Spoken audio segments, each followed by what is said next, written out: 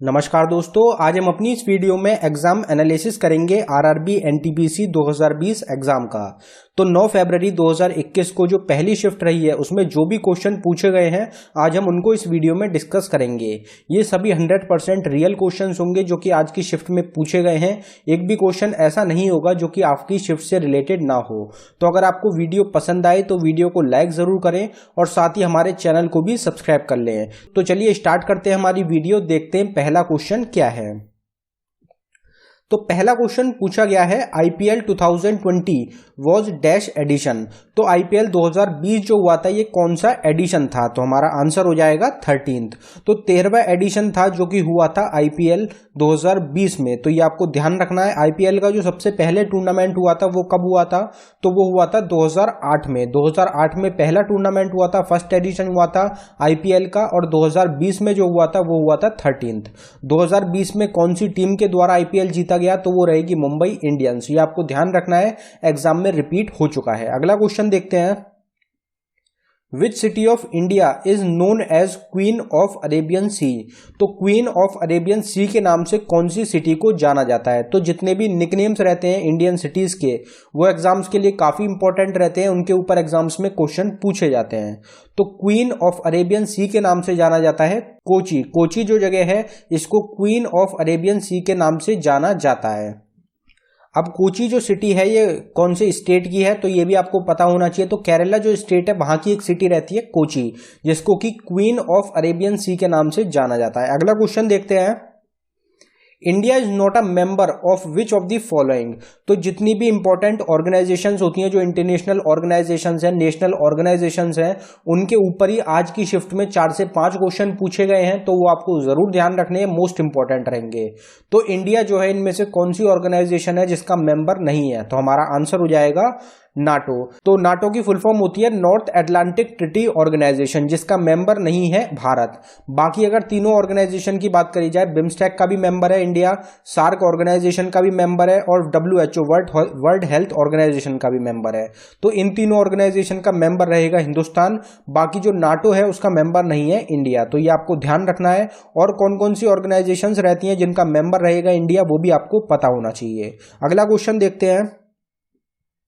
In human body villi are found in which part of body? तो ये repeated question है, एक बार पहले भी पूछा जा चुका है और अब ये दोबारा पूछा गया कि विली जो होती हैं ये हमारे बॉडी के कौन से पार्ट में प्रेजेंट होती हैं? तो हमारा आंसर हो जाएगा स्मॉल इंटेस्टाइन। तो स्मॉल इंटेस्टाइन जो होते हैं उनके अंदर प्रेजेंट होता है विली, जो कि एक पार्ट होता है स्मॉल इंटेस्टाइन का। DRDO was founded in which year? तो डीआरडीओ कौन से साल में फाउंड करा गया था? ये क्वेश्चन पूछा गया आज की शिफ्ट में, जो कि एक ऑर्गेनाइजेशन से रिलेटेड ही क्वेश्चन है। तो हमारा आंसर हो जाएगा 1958। 1958 में फाउंड करा गया था डीआरडीओ को। फिर इसरो जो है उससे रिलेटेड भी काफी क्वेश्चन पूछे गए थे कल। जैसे कि कल क्वेश्चन पूछा गया था कि इसरो के पहले चेयरमैन कौन थे? तो इसरो के पहले चेयरमैन जो थे वो थे विक्रम साराभाई। आज की शिफ्ट में डीआरडीओ के ऊपर क्वेश्चन पूछा गया। जो परसों की शिफ्ट रही थी उसमें भी डीआरडीओ की मिसाइल से रिलेटेड एक क्वेश्चन पूछा गया था। और उससे पहले इसरो की जो सैटेलाइट्स लॉन्च करी गई थी उनसे लगातार क्वेश्चन पूछे जा रहे थे। तो इसरो और डीआरडीओ जो है इनके द्वारा लगातार क्वेश्चन बन रहे हैं, तो काफी इंपॉर्टेंट रहेंगे आपके आने वाले एग्जाम्स के लिए भी। अगला क्वेश्चन देखते हैं। BrahMos missile is named on the name of which river? तो ब्रह्मोस मिसाइल का जो नाम रखा गया है ब्रह्मोस, ये कौन सी रिवर के नाम पे रखा गया है? तो हमारा आंसर हो जाएगा ब्रह्मपुत्र एंड मोस्कवा। तो ब्रह्मपुत्र जो रिवर है हिंदुस्तान की और मोस्कवा जो रिवर है रशिया की, इन दोनों रिवर्स के नाम पे रखा गया है ब्रह्मोस मिसाइल को। ब्रह्मोस जो मिसाइल है ये इंडिया और रशिया के दोनों ने मिलके बनाई है, इसलिए इंडिया और रशिया की जो रिवर है इनके नाम पे रखा गया था ब्रह्मोस नाम को। अगला क्वेश्चन देखते हैं। World bank was established in which year? तो ये फिर एक क्वेश्चन पूछा गया आपसे इंटरनेशनल ऑर्गेनाइजेशन से रिलेटेड कि वर्ल्ड बैंक जो था ये कौन से साल में इस्टेब्लिश हुआ था। यहाँ पे जो आपसे ऑप्शन दिए गए थे वो आपको इस तरीके से दिए गए थे कि वर्ल्ड वॉर 2 जो हुआ था उससे पहले इस्टेब्लिश हुआ था वर्ल्ड बैंक, वर्ल्ड वॉर 2 के बाद में हुआ था, या वर्ल्ड वॉर 2 के दौरान हुआ था, या वर्ल्ड वॉर फर्स्ट के टाइम पे हुआ था। तो इस तरीके से आपको ऑप्शन दिए गए थे इस क्वेश्चन के। तो उसमें आपको एक ऑप्शन था in between world war II। तो वर्ल्ड वॉर II जो था उसके बिटवीन उसके चलते समय के टाइम में ही वर्ल्ड बैंक था ये स्टैब्लिश हुआ था। जो वर्ल्ड वॉर II था ये खत्म हुआ था 1945 में, तो उससे पहले ही 1944 में स्टैब्लिश हो गया था वर्ल्ड बैंक। तो ये आपको ध्यान रखना है। अगला क्वेश्चन देखते हैं। Where is the headquarter of ONGC located? तो ONGC जो ऑर्गेनाइजेशन है हिंदुस्तान की, oil and natural gas corporation of India, इसका जो हेडक्वार्टर रहेगा वो कहां पे लोकेटेड है? तो हमारा आंसर हो जाएगा दिल्ली। दिल्ली जो कि कैपिटल है इंडिया की, वहां पे लोकेटेड है हेडक्वार्टर ONGC का। तो ये भी एक ऑर्गेनाइजेशन से रिलेटेड क्वेश्चन पूछा गया। तो काफी क्वेश्चन पूछे गए हैं आज की शिफ्ट में ऑर्गेनाइजेशन से रिलेटेड। फिर जो रिपीटेड क्वेश्चन है वो भी काफी देखने को मिले हैं आज की शिफ्ट में। तो जितने भी रिपीटेड क्वेश्चन हैं आप उनको भी जरूर तैयार करें। जो भी एनालिसिस की वीडियोस प्रोवाइड कराई जा रही हैं उनको आप अच्छी तरीके से देखें, उनसे आपको आपके आने वाले एग्जाम्स में काफी मदद मिलेगी। और साथ ही साथ जो इंटरनेशनल ऑर्गेनाइजेशंस हैं और साथ साथ नेशनल ऑर्गेनाइजेशंस रहेंगी, डेज हो गए, इंपॉर्टेंट डेज हो गए, बाकी और जो इंस्ट्रूमेंट्स हो गई, जो कुछ टॉपिक्स होते हैं जिनके ऊपर हर शिफ्ट में क्वेश्चन लगातार पूछे ही जा रहे हैं, तो उन टॉपिक्स को आप जरूर तैयार करें। अगला क्वेश्चन देखते हैं। If national animal of Nepal is cow then national animal of India is. तो अगर नेशनल एनिमल जो है नेपाल का वो काउ है, तो भारत का जो नेशनल एनिमल होगा वो क्या होता है? तो हमारा आंसर हो जाएगा टाइगर। टाइगर जो है ये नेशनल एनिमल होता है भारत का। आपसे पहले की शिफ्ट में पूछा गया था कि अगर भारत का जो नेशनल एनिमल है वो टाइगर होगा तो नेपाल का नेशनल एनिमल क्या होता है? तो आपका आंसर था काऊ। तो इस बार इस क्वेश्चन को घुमा के पूछ लिया गया है। तो क्वेश्चन वही पूछे जा रहे हैं, पुराने टॉपिक्स ही हैं जिनके ऊपर लगातार क्वेश्चन पूछे जा रहे हैं। बस आपको उन टॉपिक्स को अच्छी तरीके से तैयार करना है। अगला क्वेश्चन देखते हैं। Total number of permanent and temporary members in UNSC। तो रिपीटेड क्वेश्चन है, पहले भी एग्जाम में पूछा गया था और अब ये दोबारा पूछा गया कि यूनाइटेड नेशन सिक्योरिटी काउंसिल जो है उसमें कितने परमानेंट मेंबर्स हैं और कितने टेम्परेरी मेंबर्स हैं? तो हमारा आंसर हो जाएगा 5 परमानेंट मेंबर हैं और 10 टेम्परेरी मेंबर हैं। तो इनके आपको याद होंगे 5 परमानेंट मेंबर्स जो होते हैं वो कौन कौन से होते हैं, ये हमने डिस्कस करा था। और जो टेम्परेरी मेंबर होते हैं यूनाइटेड नेशन सिक्योरिटी काउंसिल के, ये 2 साल के लिए चुने जाते हैं। तो ये भी पूछा जाता है कि UNSC के जो टेम्परेरी मेंबर्स होते हैं उनका जो टाइम पीरियड होता है वो कितने साल का होता है? तो वो होता है 2 साल का। और इंडिया जो है वो भी करंट टाइम में टेम्परेरी मेंबर है यूनाइटेड नेशन सिक्योरिटी काउंसिल का। अगला क्वेश्चन देखते हैं।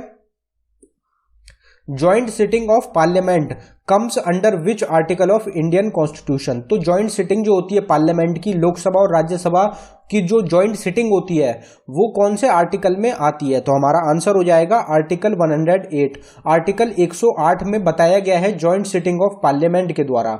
अब आपसे एग्जाम में क्वेश्चन पूछा गया था कि ज्वाइंट सिटिंग जो होती है पार्लियामेंट की वो कौन बुलाता है? तो वो जो होता है वो प्रेसिडेंट के द्वारा बुलाई जाती है। प्रेसिडेंट ही बुला सकते हैं ज्वाइंट सिटिंग पार्लियामेंट की। अगला क्वेश्चन देखते हैं। What is the full form of PDF? तो रिपीटेड क्वेश्चन है, पहले भी पूछा गया था और अब दोबारा पूछा गया कि PDF की फुल फॉर्म क्या होती है? तो हमारा आंसर हो जाएगा portable document format. Portable document format जो होती है ये फुल फॉर्म होती है PDF की। अगला क्वेश्चन देखते हैं। अभिनंदन एयरक्राफ्ट स्ट्राइक ऑन पाकिस्तान। तो अभिनंदन के द्वारा जो स्ट्राइक करी गई थी पाकिस्तान पे, उससे रिलेटेड एक क्वेश्चन पूछा गया था। क्वेश्चन जो है हमको कंफर्म नहीं हो पाया है, लेकिन अभिनंदन और पाकिस्तान से रिलेटेड ही क्वेश्चन था। तो अगर आपको ध्यान हो तो आप हमें कमेंट करके बता सकते हैं। अगला क्वेश्चन देखते हैं हमारा।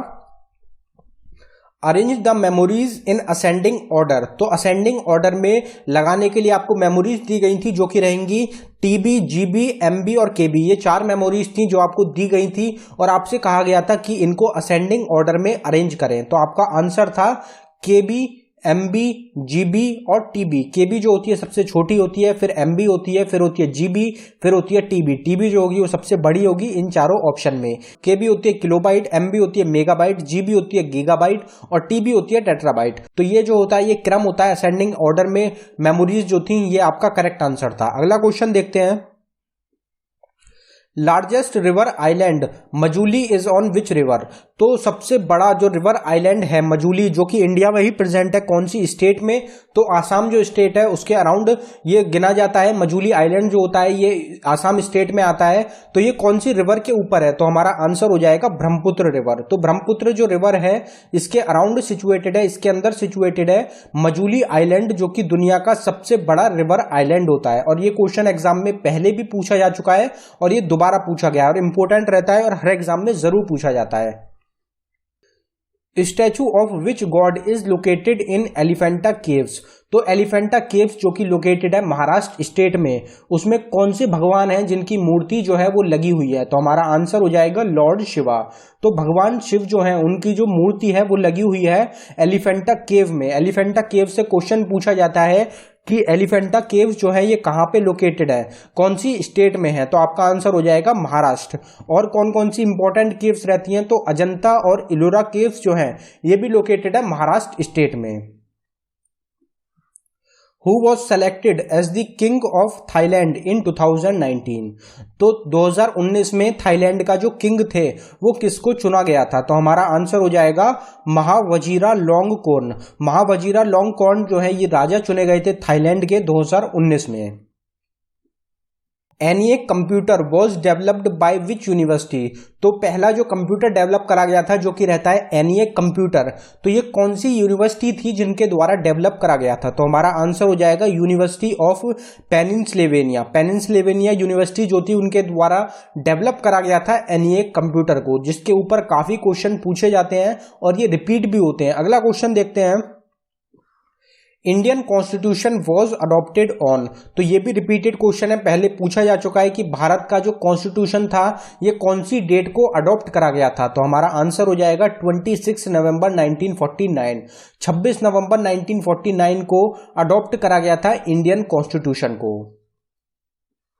Who was the first president of INC? तो ये भी रिपीटेड क्वेश्चन है। जो इंडियन नेशनल कांग्रेस है उसका जो पहला सेशन हुआ था उस टाइम पे जो प्रेसिडेंट थे वो कौन थे? ये क्वेश्चन पूछा गया था आपसे। तो 1885 में पहला सेशन हुआ था INC का। उस टाइम में जो प्रेसिडेंट थे वो थे उमेश चंद्र बनर्जी। उमेश चंद्र बनर्जी जो थे ये पहले प्रेसिडेंट रहेंगे इंडियन नेशनल कांग्रेस के। कौन से साल में? 1885 में। किसके द्वारा फाउंड करा गया था INC को? तो A.O. ह्यूम के द्वारा फाउंड करा गया था। रिपीटेड क्वेश्चंस हैं, आगे भी एग्जाम्स में जरूर पूछे जाएंगे। Vikramshila university in Bihar was established by. तो विक्रमशिला यूनिवर्सिटी जो है जो कि लोकेटेड है बिहार में, किसके द्वारा एस्टेब्लिश करी गई थी? तो हमारा आंसर हो जाएगा धर्मपाल। तो पाल डायनेस्टी जो थी उसके जो रूलर थे धर्मपाल, इनके द्वारा एस्टेब्लिश करा गया था विक्रमशिला यूनिवर्सिटी को, जो कि रहेगी बिहार स्टेट में। बिहार की एक और इंपॉर्टेंट यूनिवर्सिटी रहती है जो कि रहेगी नालंदा यूनिवर्सिटी। किसके द्वारा डेवलप करी गई थी, एस्टेब्लिश करी गई थी? तो कुमारगुप्त जो है उनके द्वारा फाउंड करा गया था नालंदा यूनिवर्सिटी को। दोनों इंपॉर्टेंट रहती हैं, दोनों ही बिहार में लोकेटेड हैं और दोनों के जो फाउंडर हैं वो एग्जाम में पूछे जाते हैं। अगला क्वेश्चन देखते हैं। Which country's written constitution is the largest? तो एक ये क्वेश्चन पूछा गया था आपसे, बेसिक क्वेश्चन है, आपको पता होगा कि कौन सी कंट्री का सबसे बड़ा लिखित कॉन्स्टिट्यूशन है? तो हमारा आंसर हो जाएगा भारत। इंडिया का सबसे बड़ा लिखित कॉन्स्टिट्यूशन है पूरी दुनिया में। बेसिक क्वेश्चन है, हर एक व्यक्ति को पता होता है। अगला क्वेश्चन देखते हैं। Mollem national park is located in which state of India? तो मोलम नेशनल पार्क जो है ये इंडिया की कौन सी स्टेट में लोकेटेड है? तो आप सबको पता ही होगा कि नेशनल पार्क्स के ऊपर लगातार एग्जाम्स में क्वेश्चन पूछे जा रहे हैं। हर एक शिफ्ट में नेशनल पार्क के ऊपर क्वेश्चन जरूर आ रहा है और थर्ड फेज में जितनी भी शिफ्ट रही हैं ऐसी कोई भी शिफ्ट नहीं रही जिसमें नेशनल पार्क से रिलेटेड क्वेश्चन ना आया हो। तो मोलम नेशनल पार्क जो है ये लोकेटेड है गोवा स्टेट में। Indian national science academy was founded in which year? तो इंडियन नेशनल साइंस अकेडमी जो थी ये कौन से साल में फाउंड करी गई थी? तो ऑर्गेनाइजेशंस जो रहेंगी, जो अकेडमी हो गई, ऑर्गेनाइजेशंस हो गई, इनसे लगातार एग्जाम्स में क्वेश्चन पूछे जा रहे हैं, मोस्ट इंपॉर्टेंट। तो Indian national science academy found करी गई थी 1935 में। What is the birth place of Gautam Buddha? Gautam Buddha की बर्थ प्लेस क्या थी? तो हमारा आंसर हो जाएगा तो लुम्बिनी, नेपाल। तो लुम्बिनी जो जगह है नेपाल में, ये बर्थ प्लेस रहेगी गौतम बुद्ध की। आपसे पहले भी क्वेश्चन पूछा गया था, उसमें आपको कंट्री दी गई थी कि गौतम बुद्ध का जो जन्म हुआ था वो कहां पे हुआ था, और आपको ऑप्शन में दिया गया था नेपाल। तो वो आपका करेक्ट आंसर था। बाकी फिर गौतम बुद्ध से एक मोस्ट इंपॉर्टेंट क्वेश्चन ये और पूछा गया था कि गौतम बुद्ध जो थे इनके द्वारा जो नॉलेज की प्राप्ति करी गई थी वो कहां पे की गई थी? तो बोध ट्री जो है बिहार में, जहां पे एक बौद्ध टेम्पल जो है वो बना दिया गया है, वहां पे गौतम बुद्ध के द्वारा प्राप्ति करी गई थी नॉलेज की। ये क्वेश्चन इंपॉर्टेंट रहता है और ज्यादातर हर एग्जाम में जरूर पूछा जाता है। R K Laxman is related to which field. तो बहुत पुराना क्वेश्चन है और लगातार एग्जाम्स में बहुत टाइम से पूछा जा रहा है कि आर के लक्ष्मण जो थे ये किस चीज कौन सी फील्ड से रिलेटेड थे। तो हमारा आंसर हो जाएगा कार्टूनिस्ट। तो आर के लक्ष्मण जो थे ये इंडिया के, भारत के एक बहुत फेमस कार्टूनिस्ट थे। तो ये कौन सी फील्ड से रिलेटेड हो गए, ये कार्टून फील्ड से रिलेटेड हो गए। तो ये क्वेश्चन भी पूछा गया। तो दोस्तों ये था हमारी वीडियो का आखिरी क्वेश्चन। अगर आपको वीडियो पसंद आई हो तो वीडियो को लाइक जरूर करें और साथ ही हमारे चैनल को भी सब्सक्राइब कर लें। और दोस्तों ऊपर आई बटन पे क्लिक करके आप सारी वीडियोस देख सकते हैं जो कि हमने स्पेशली तैयार करी हैं आपके आरआरबी एनटीपीसी 2020 एग्जाम के लिए, जो कि आपके एग्जाम के लिए काफी इंपॉर्टेंट रहेंगी। धन्यवाद दोस्तों।